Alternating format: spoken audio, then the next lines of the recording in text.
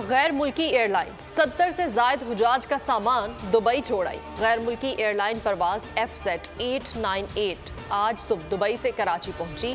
परवाज land होने के बाद मुसाफिर को पता चला कि उनका सामान दुबई में रह गया। एयरलाइन का कोई नुमाइंदा हुजाज की दाद रसी के लिए नहीं आया। एयरलाइन की लापरवाही पर हुजाज कराम सरापा एहतजाज बन गए।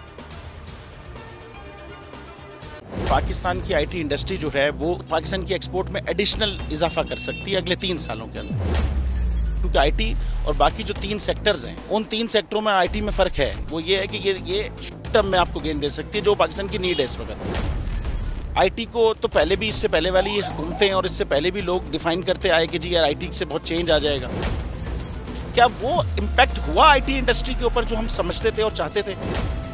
पाकिस्तान की आईटी एक्सपोर्ट्स इतनी हो जाएंगी कि पाकिस्तान के सारे मसले मसाइल ख़त्म हो जाएंगे, वो तो नहीं हुआ। आपकी जो पॉलिसीज़ हैं वो कॉन्फ्लिक्ट हो रहा है। क्या हमने ऐसी पॉलिसीज़ रखी हुई है कि गूगल मजबूर हो यहाँ पे ऑफिस खोलने में? पॉलिसीज़ के तहत करना होगा। वो 2 से 3 महीने 4 महीने में खुद ब खुद ऑफिस स्टार्ट करेंगे। जो आपके मुल्क का आईटी का एंटरप्रेन्योर है, $100 मिलियन तो वो बाहरी अकाउंट रोक लेता है। आप उसको मोटिवेट करके उसको फिर फोकस करें, उस पर इंसेंटिव करें, वो आपको 100 आएगा तो आपका 5 टाइम्स इंक्रीज हो जाएगी फौरन। टेक्सटाइल में हम क्या करते हैं, हम उठाते हैं बाहर के किसी ब्रांड के लिए टी-शर्ट यहाँ बनाते हैं, उसको दे देते हैं। लेकिन अब आईटी के बाद अगर आप अपना ब्रांड बना के लोगो वहाँ पे बेचेंगे, चाहे B2B बेचें चाहे B2C बेचें, पॉसिबल है। पाकिस्तान की जो एक्सपोर्ट में ये $30 अरब से ज़्यादा का इजाफा इससे हो जाना खाली यार। गवर्नमेंट के फंडों से इदारे बनाकर और उनके थ्रू कोई रेवोल्यूशन आ जाएगा, सवाल ही नहीं है।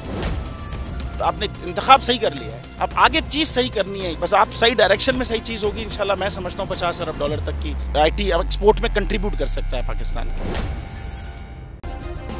सब्सक्राइब करें और बेल दबाएं ताकि कोई खबर रह न जाए।